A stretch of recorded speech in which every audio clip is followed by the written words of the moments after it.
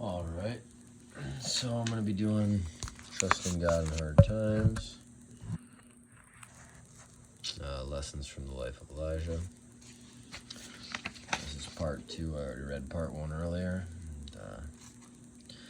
Guess I really need to trust God right now. I'm pretty much homeless, no money in my name, just trying to keep taking care of my 1 of 7 dogs I have left in myself. So please, people, pray for me. I'm praying for a lot of friends, family.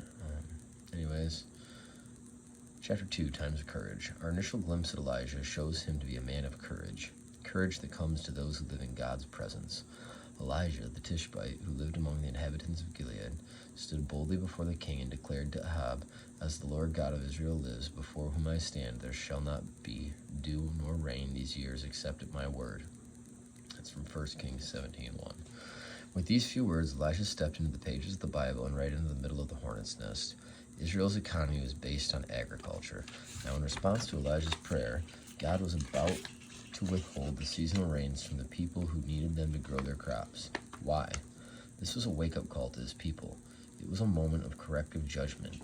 As noted above, Israel had fallen into Baal worship under the direction of Ahab. He built a temple to Baal in Samaria, the capital of the northern kingdom, and he had set up an Asherah pole, A-S-H-E-R-A-H pole. Sorry, folks, I don't understand the pronunciation of all these words yet. But 1 Kings 16:33 is where that's from. An object that was associated with pagan worship.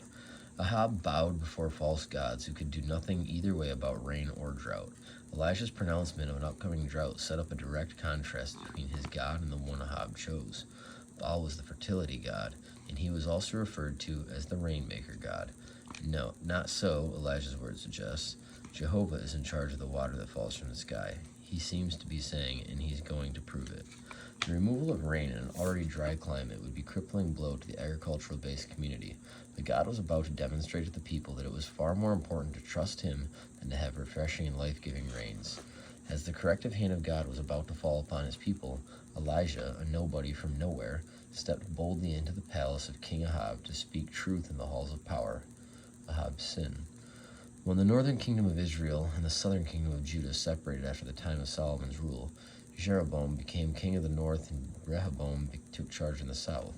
Both kings set in motion a series of poor decisions that would have far-reaching implications for both kingdoms. Jeroboam and Rehoboam both set up idol worship. In Israel, this violation of the first commandment of the law of Moses had received on the mountain and brought down to the people became a pattern that would lead all the way to Ahab. Jeroboam started the spiral downward by creating 2 golden calves for the people to worship, 1 Kings 12:28. Fearful that his subjects would desire to go to the temple in Jerusalem, which was in the southern kingdom, to worship, and would subsequently transfer their allegiance to Judah's king, Rehoboam, Jeroboam offered to the people his 2 golden idols. He said to the people, "It is too much for you to go up to Jerusalem. Here are your gods, O Israel, who brought you up from the land of Egypt." V28. With this action, Jeroboam started Israel down the long road of evil and idol worship mentioned earlier. Most of those kings angered God with their idols. 1 Kings 16:13, 26. Sorry, I am hitting a cigarette. Then came along Ahab. When it came to a life committed to evil, he outdid them all. Now Ahab, the son of Omri, did evil in the sight of the Lord more than all who were before him, 1 Kings 16:30. He copied and even multiplied the sinful practices of the first king, Jeroboam, 60 years earlier. Ahab introduced Baal worship to the people of Israel, a form of idol-keeping that came along with Jezebel from her homelands of Tyre and Sidon, V31. In fact, Ahab did not simply favor Baal worship, he raised it to the same level of importance as worship of God. Review 1 Kings 16:32. Which explains that Ahab constructed a temple in Samaria that reveals that in the temple was an altar to Baal. The parallels between Solomon's temple in Jerusalem and Baal's temple in Samaria are hard to miss. Clearly, Ahab put another god before the one true God. This 60-year stretch of evil kings was not the first time God's people would forget the one who delivered them from Egypt, provided for them in the wilderness, and led them into this promised land. From the days of Sinai and the golden calf to the time of Ezekiel, in the idol-infested Holy of Holies, God's chosen people were often seduced by the gods of the land. As we look back at the people of Israel and their error, We may think this kind of thing cannot happen in the 21st century. We may consider ourselves too enlightened and too sophisticated to engage in something so primitive as idol worship. Yet adultery is nothing more than putting something else, anything else, in the place of God. In this book, Unwavering Tenacity, Insights into the Life of Elijah, Bible teacher Gene Getz suggests that we do this today on several levels. He says some of us may have these gods. Humanistic gods. This includes a wide array of people such as sports stars, musicians, and leaders. Materialistic gods. You cannot serve both God and money. Matthew 6:24, NIV. Or the things that money buys. Sensual gods. For this you know that no fornicator, unclean person, nor covetous man who is an idolater has any inheritance in the kingdom of Christ and God. Ephesians 5:5. Relational gods. Even something as wonderful as healthy relationships can become idols. Jesus warned, "He who loves father or mother more than me is not worthy of me, and he who loves son or daughter more than me is not worthy of me." That's Matthew 10:37. Through Elijah, God confronted Ahab about what Paul warns us against in Romans 1:25, worshiping the creature instead of the Creator. The apostles' words clearly define the sin of the king of Israel. They exchanged the truth of God for a lie and worshipped and served created things rather than the Creator. God's response. When Elijah stood before Ahab, he told the king, "There shall not be dew nor rain these years, except at my word." 1 Kings 17:1. Bible teacher John Whitcomb wrote about the mystery and the intrigue of Elijah's words. Like a meteor suddenly flashing across the darkened sky, Elijah appears on the scene without genealogy, without historical background, and without warning. One thunderous judgment from heaven through his lips, and he disappeared without a trace. Solomon at the Exile, p. 50.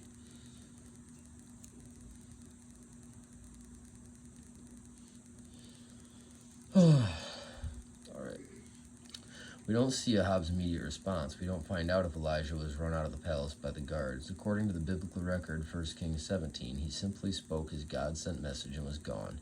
He left Ahab's presence and headed for the next appointed location, which we see revealed to him in verses 2 and 3 of chapter 17. Elijah's message to Ahab had a strong precedent. Years before, Moses had warned that national apostasy, apostasy, would cause the rains to cease. Deuteronomy 11:16-7.